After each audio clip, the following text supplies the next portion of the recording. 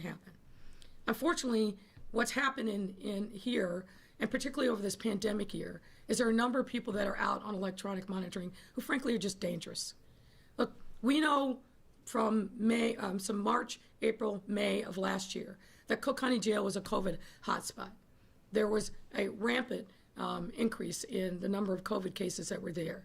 Now, we as a city are not responsible for Cook County Jail. Nonetheless, our public health department worked with Sheriff Dart and his staff to provide testing and other guidance on how they could reduce the spread of COVID-19 in Cook County Jail. And we were happy to do that. But as a consequence of that decompression of Cook County Jail and other things that have happened, there was a significant increase in the amount of people that are out on electronic monitoring. And the facts are the facts. Some of those people are dangerous. Now, having said that, obviously we respect due process rights. Every charged defendant has an absolute right to his or her day in court and a presumption of innocence. That is one of the cornerstones of our Constitution and our criminal justice system. However, having said that, I'm basing this on data that was provided by Sheriff Dart as of April 19, 2021. There were, at that time, 573 people out on having been charged with aggravated unlawful use of a weapon. 549 felons in possession out on electronic monitoring. 269 armed habitual criminals out on electronic monitoring. Aggravated battery, 209. Felony theft, 167. Drug manufacturing and delivery, 166. Robbery, 164. Felony drug possession, 160. DUI, 142. Non-residential burglary, 118. Criminal sexual assault, 104. Driving a revoked or suspended license, 100. And murder, 91. My rough math is several thousand people out on electronic monitoring that are charged with crimes of violence and danger. And I think if we deconstructed who some of these folks are, we would see that there was history there. One other thing that I want to make sure that I also lift up, and you heard this from the superintendent and you heard it from many of the aldermen. Every single day, our men and women of the police department run to danger. We've seen an unprecedented level of people shooting at the police last year and still this year. Now, I'm the first to say, because I believe it to be true, we have to absolutely hold our officers to the highest possible standard of accountability. If they don't have legitimacy because they are doing things to harm members of the public, that undermines any effort around public safety and legitimacy of policing, and it makes communities less safe. So there has to be accountability. But accountability works in multiple ways. And we all have a role to play in that accountability. And I think it's important as we think about public safety that we don't think about it as one little slice of it. We have to think about it as the entire ecosystem that it is. And every part of that ecosystem, including residents, including community-based organizations, including the courts, the prosecutors, and law enforcement, we all have a role to play, and we've all got to step up. Yes, we've made progress this year. Not enough. Not enough. No one can be satisfied until we see dramatic drops in homicides and in shootings. But that means we also have to have our federal partners step up. And you've heard me say this before, and then I'll stop and take your questions. It is incredibly gratifying to have a partner in the White House who understands the appropriate and unique role that the federal government has to play in public safety at the local level. For 4 years, we were ignored over and over again. I started raising these issues from the moment that I became mayor. We needed more help from our federal partners. We have too many crime guns on our street. You heard the superintendent today say that at the pace that we're on, the Chicago Police Department is going to take 12,000 crime guns off the streets just this year alone, which will be double New York and LA combined. Double. Not because we have a better strategy, although I think we have a good strategy. It's because there's too many guns on our streets. Who can help with that? the federal government can and must. And President Biden just last week announced a series of initiatives that myself and other mayors have been arguing for several years to make sure that federally licensed gun dealers are held accountable for who they're selling to. We know, unfortunately, the rate, sale to crime guns, 3 years or less in many instances. Federally licensed gun dealers have to be held accountable to who they're selling to. And I'm glad that the Biden administration is going to provide more resources to the ATF and empower them to do the work that they should have been doing all along, but we're there. The other thing that I think is encouraging is the Biden administration's embrace, again, of something that I called for, other mayors have called for, which is to have multi-jurisdictional task forces working on gun trafficking, one of which will be based here in Chicago. I'll stop there and happy to take your questions. Great. Mayor, you did say on hold the meeting was productive, but Yes. on Wednesday, when this meeting was called, you said it was driving a political wedge. And yet we heard a lot of aldermen also talk today saying it was good. Do you regret throwing that political bomb out there? No, and it wasn't a political bomb. It was a question that you asked. You asked me if there were some shenanigans involved with the setting of this meeting, and there were. There's no question about it. Now, that doesn't take away from the fact that I think we had a very productive conversation today. I think we did. But as I mentioned, the Friday of the deadliest weekend of the year, to have our superintendent and his senior leadership team be in City Hall for, 6 hours, something along that line, when they could and should have been out, making sure the deployments were set, making sure that they were giving the charges to the troops on the ground that are going to be doing the hard work and the heavy lifting. As my mother would say, there's a time and a place for everything. It's not that the conversation shouldn't happen. Of course it should. But what's the timing of that? We could have done this last week. We could have done it the week before. And you'll find that some of the very signatories demanding this meeting haven't participated in other opportunities that are readily available to them as members of the City Council. That's the concern. Now, I do think we had a productive conversation today, and I hope we have productivity moving forward. One of the notable absences today was Alderman Carrie Austin. Mm-hmm. Do you intend to strip her of her chairmanship or ask her to resign from that chairmanship? Well, I've reached out to Alderman Austin. We have not had the opportunity to speak yet. But I've been very clear about this from the beginning of my tenure as mayor. I believe that it's having been a prosecutor, but also been a criminal defense attorney. When you have the sword of Damocles hanging over your head with a federal indictment, particularly one arising from your alleged dealings as an alderman, I think it's very difficult to be effective as a member of this body. She and I will have a conversation, and until then, that's really all I have to say at this point.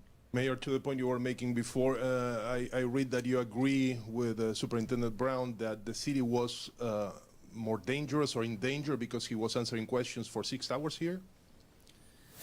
I hope not. I hope not. But I'm concerned for sure.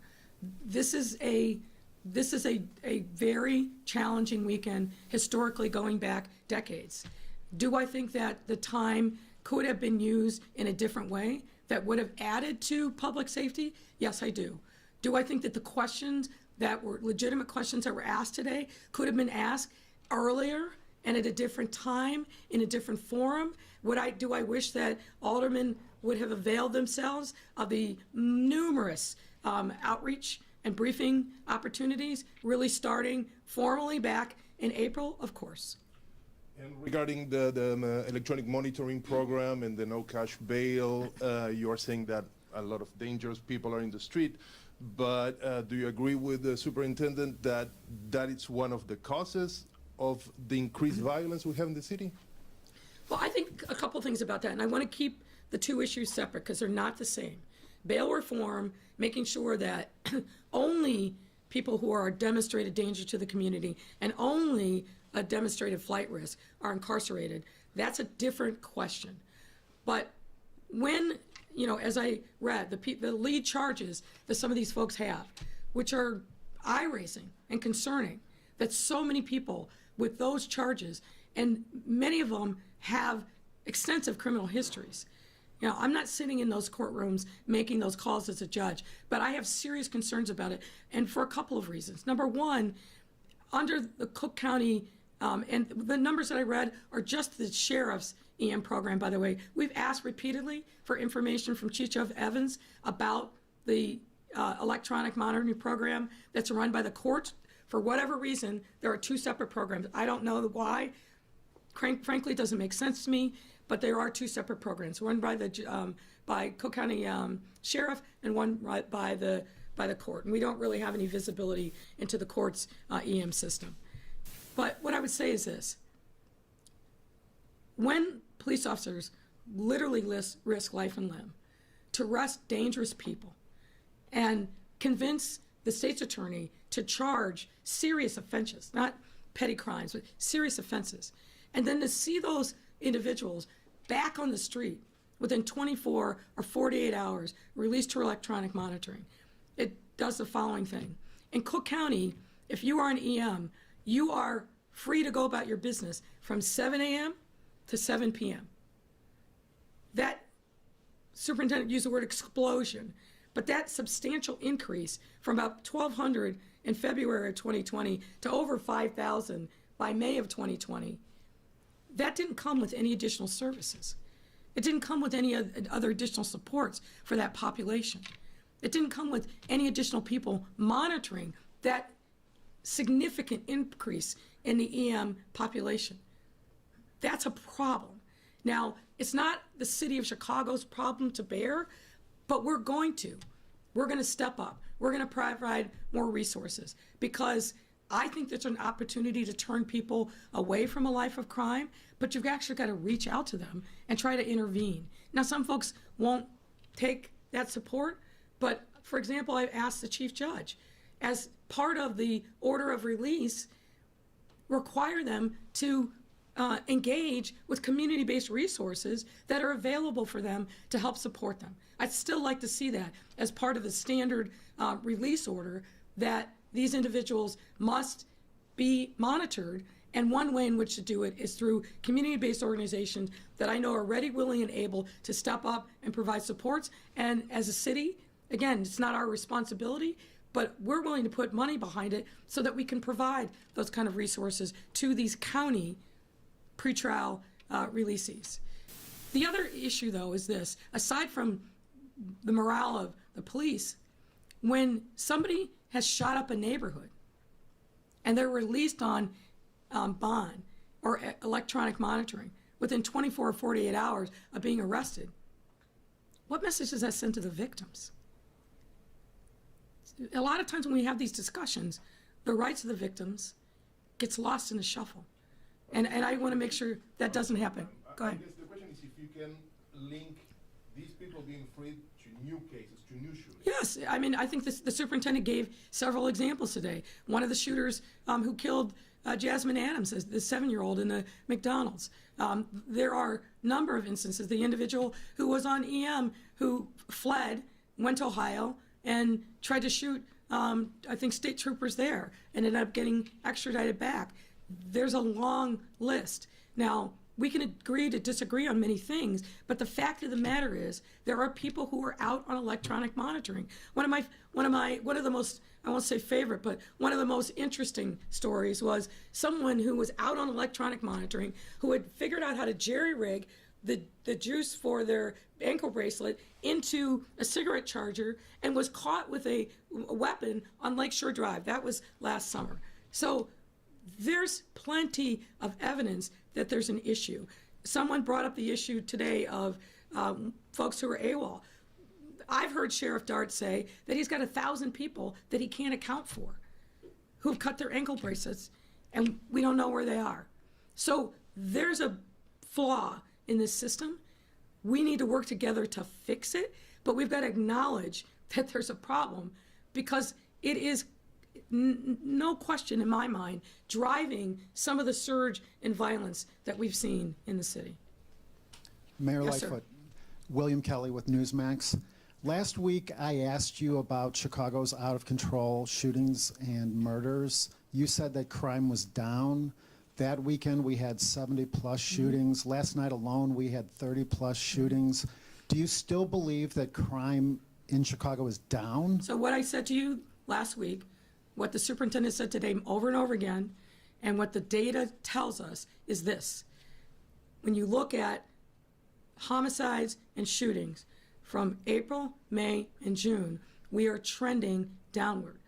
Is anybody satisfied with where we are? No. But the data is the data, and it is absolutely trending down. And I know from my conversations with other mayors across the country, every major city in the United States since 2020 is seeing a surge in violence. New York, LA, Atlanta, DC, across the board. But what we are seeing here in Chicago is a downward trend, both in homicides and in shooting. Again, are we satisfied? Because what you're saying is, hey, wait, there was a shooting someplace in our neighborhood. Yeah, there are shootings. But what we're seeing in the data is a year-over-year, month-over-month decline, and that is progress. Yes, sir. Comparing last night's 30-plus shootings to last year when we had an out-of-control race riot in which almost every member of the city of Chicago was, in fact, a victim, seems to be playing with those numbers just a little bit. Last night, I think you were on Chicago Tonight, you said that 99.9% of the criticism of you is because you're a black woman. Do you honestly believe that, considering the way the city council... The city council of Chicago is obviously made up of many black women who criticize you. Do you really believe that the criticism of you is 99.9% based on the fact that you're a black woman? So you said about 15 things, most of which were wrong. So let's deconstruct some of that. We didn't have race riots last summer. That's no. No, no,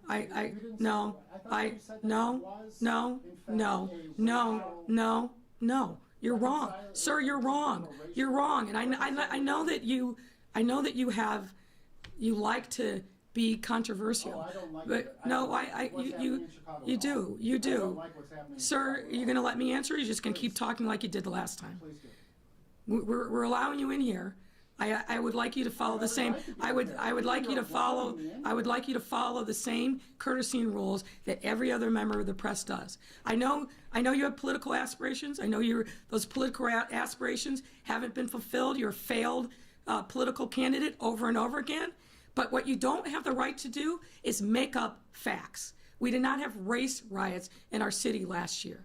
That's just wrong. And again, yeah, that's wrong. And it's incendiary. Now, I know that's what Newsmax likes to do, but I'm not going to let you take liberty with the facts. Not in front of me. You're not going to get away with that. So let's go to the next question. So you're not going to answer my question? I answered your question. Your question, frankly, was insulting. You said race riots. You said you conflated the fact that there are members of color on the city council, and that somehow I don't have a right to say, as a black woman, as a lesbian, that I don't believe, my belief that some of the criticism is based solely on the basis of my gender and my race. That's my personal. 99.9%. That's my personal opinion, sir. You don't have a right to criticize my personal opinion. So I think I've answered your question as best I can, and now we're moving on. Yes, Mayor, as far as the fireworks show tomorrow night. I'm sorry? Concerning the fireworks show Yeah. tomorrow night, any concerns not only about the spread of COVID, but the potential for a shooting when you're attracting these large crowds to the lakefront? Well, first of all, there are going to be large crowds at the lakefront, regardless. The weather's going to be warm. The city is open. And so that's why we have plans for that. We have significant deployment of resources along the lakefront. We've been working with local aldermen to address those issues, but the planning for 4th of July has been in process for quite some time. We are not going to have a fireworks show that is specifically attracting crowds to a particular location. So that's really important. The fireworks are going to be able to be seen from fairly far north to fairly far south, but we're not having people gather in a particular location as we would in ordinary circumstances. I'm concerned about shootings every single day.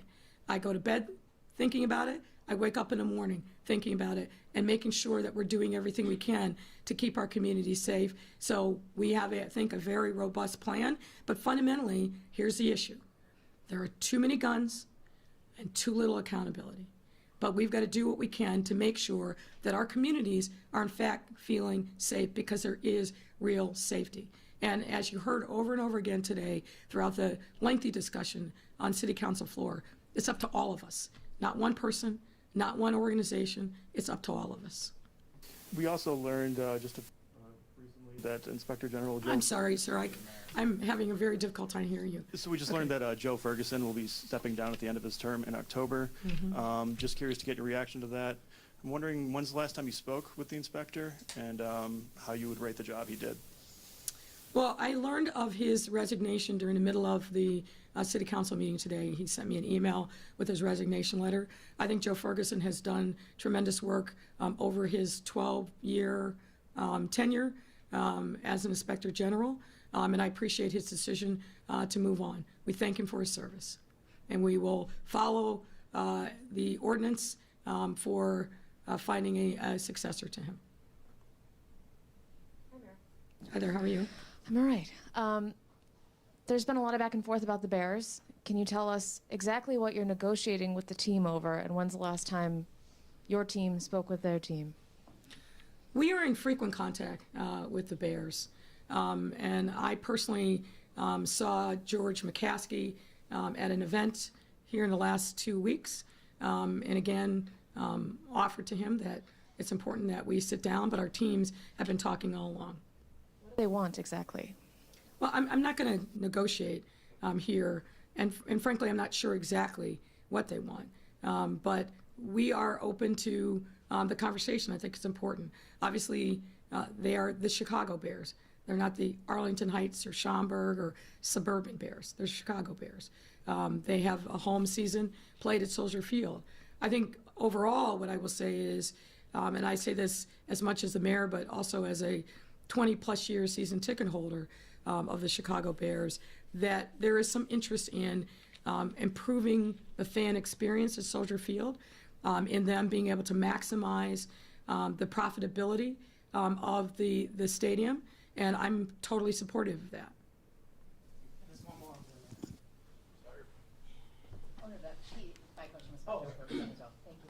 Okay, good.